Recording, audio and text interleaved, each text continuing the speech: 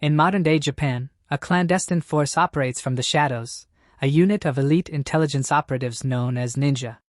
Their existence is a secret to the public, their purpose to eliminate threats to the nation's peace from behind closed doors. These are the Ninja Public Safety Force, wielding the exceptional skills of ninjutsu to fight evil. Our story follows a young, orange-haired ninja, codenamed Yodaka, the Nightjar. We're thrown right into the action as he single-handedly neutralizes a room full of assailants to rescue a kidnapped politician. With swift, precise movements, he takes them all down, completing his mission flawlessly. But Yodaka has a crippling weakness, one that makes him completely hopeless when it comes to human interaction.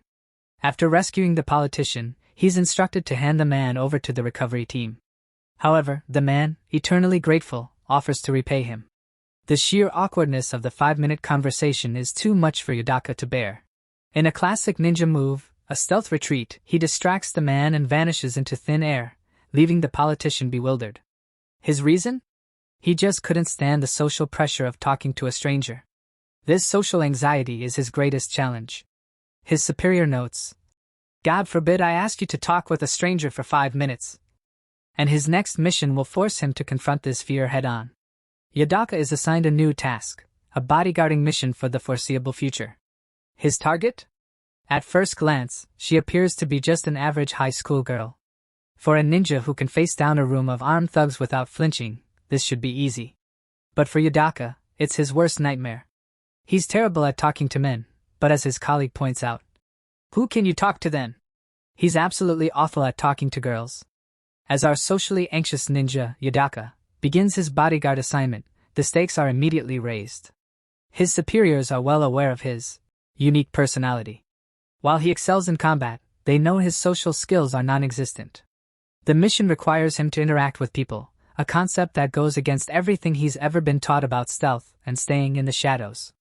His target is Aoi Mukai, a first-year high school student. And right from the get-go, it's clear why she needs protection. As she's dropped off at school, she confidently tells her driver not to worry, that she's not a little kid, only to immediately take a spectacular tumble out of the car, scattering her belongings everywhere. Yodaka, watching from a distance, sees his worst fears realized. This girl has been classified as one of the most challenging wards to protect. Of course she has. After she falls, she drops a small panda keychain. Yodaka sees this as a perfect opportunity, a great excuse to give it back to her. But his social anxiety kicks in hard. His first thought isn't to walk up to her, but to stealthily return it to her later without her knowing. He's immediately reprimanded by his handler through his earpiece. "Don't be ridiculous. No stealth. Go talk to her." Forcing himself, Yodaka awkwardly approaches Aoi. He's a stuttering, flustered mess, but manages to return the keychain. Aoi, completely unfazed and friendly, thanks him and introduces herself as a fellow first-year. This simple, kind interaction seems to give Yodaka a glimmer of hope. Maybe, just maybe, this mission will go fine. But the situation is far more complex than a simple bodyguard detail. As Yodaka is introduced to his new class, he's seated near another operative, codename Hibari, the Skylark, also known as Kana Fujimiya. She's there to provide support. It turns out the school is already crawling with other ninja. Yodaka can feel it. He picked up on their scary looks the moment he arrived.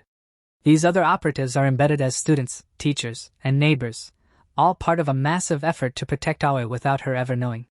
The pressure is immense. Yodaka's specific role is to be the last line of defense, to ensure the assignment's safety when none of the other ninja are capable of helping. If he fails, the other ninja will surely resent him. The mission must be accomplished, and for Yodaka, that means not only protecting Aoi from physical threats but also surviving his own crippling social anxiety in a school full of hidden enemies and allies. The school's entrance ceremony is about to begin, and students are heading to the gym. Yodaka, however, dreads the idea of walking down the aisle with hundreds of people staring at me from either side. His social discomfort is so extreme that even the thought of it makes him imagine himself shaking uncontrollably like a supercharged washing machine. Aoi, sensing his discomfort, playfully teases him about being pathetic for not liking attention. Meanwhile, other ninja operatives are also present in the school, blending in as students. One of them, codename Umineko, known as Takeutsumi, chats with a classmate named Yunozaki. It's revealed that part of the long-term plan for Aoi's protection involves these stand-in Ninja eventually adopting the roles of her best friend and boyfriend to ensure she lives a fake life. With excellent friends and a good social circle, all while remaining unaware of the true nature of her surroundings. Yodaka is distraught upon hearing this, exclaiming, "I want friends, even if they're fake." During this time, Aoi decides to go to the bathroom before the ceremony, leaving her bag unattended. Yodaka's handler instructs him not to leave the assignment alone, forcing Yodaka to confront his fears and follow Aoi. Now Yodaka is nervously watching Aoi from a distance. He's having an intense internal struggle because he's supposed to approach her, but he's too anxious, worrying that she will think he's a creep. He screams in his head that they're not at the stage in their relationship where he can just talk to her. Suddenly, he hears a loud crash from down the hall. Panicking that something terrible happened in the 1 second he looked away, he rushes to find out what it was. He discovers Aoi lying on the floor, completely buried in trash with a large recycling bin covering her head. She had apparently tripped and caused a huge mess. Yodaka runs to her and asks if she's alright. Buried in the garbage, Aoi dryly asks, "Am I okay? Can't you tell?"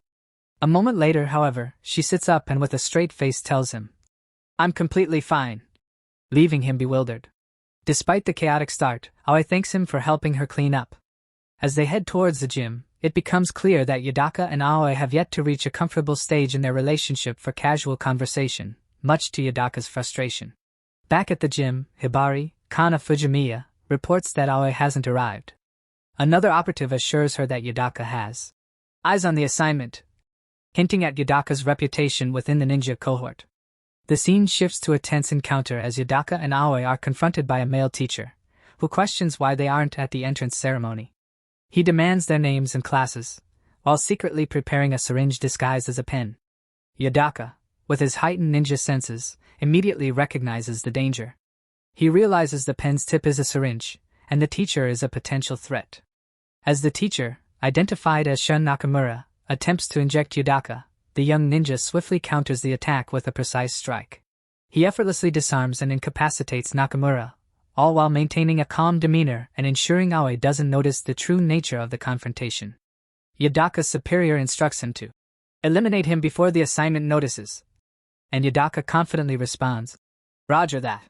Despite being injected with what he presumes to be a tranquilizer, Yodaka reveals that things like drugs won't work on me, showcasing his unique resilience. He quickly deduces that Nakamura is either an incredibly skilled teacher or, more likely, an enemy. Meanwhile, Aoi expresses a profound sense of understanding, sharing with Yodaka that she sometimes can't comprehend why others act the way they do, particularly when people do things for me. She reveals that this feeling of artificiality, of a fabricated, normal life, has been present since she was young.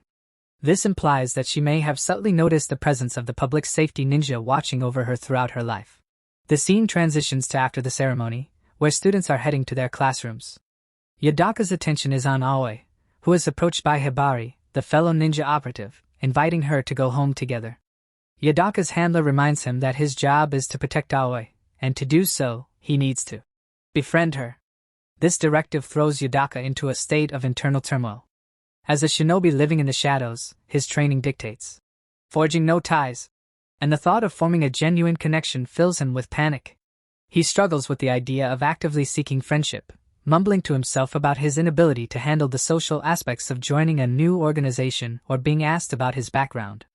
While Yodaka grapples with this new demand, Aoi observes his distress and innocently asks if he's interested in making friends. Her directness startles him, causing him to flinch and turn away. Unaware of his internal ninja code, Aoi then boldly suggests, "Then want to be friends with me?" This direct invitation completely stuns Yodaka, who lets out a shocked gasp. Aoi, still perceiving him as a shy, awkward classmate, simply states that if he wants to be a loner all 3 years, that's his choice. This further highlights her frank and perceptive nature. Yodaka is left grappling with the profound implication of her offer. His handler, observing from a distance, calmly reiterates the mission. Befriend her.